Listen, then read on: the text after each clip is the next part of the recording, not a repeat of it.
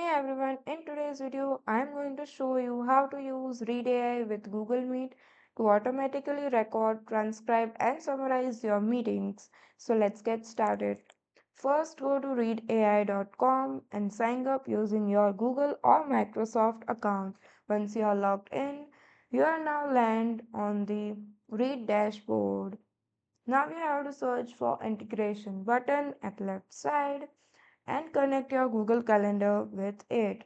This allows Read AI to detect your upcoming Google Meet meetings and join them automatically. Now you have to enable auto join for Google Meet. You will see your setting option and Read Assistant will auto join all meetings. Just click on manage and toggle this. Now Read AI will automatically join your meeting and take notes for you.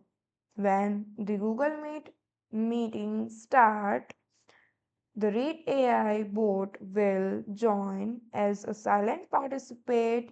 You can let other know with a quick message in the chat like, "Hey everyone, this meeting is being transcribed using Read AI for note taking and summarize. Let me know if anyone have any concern."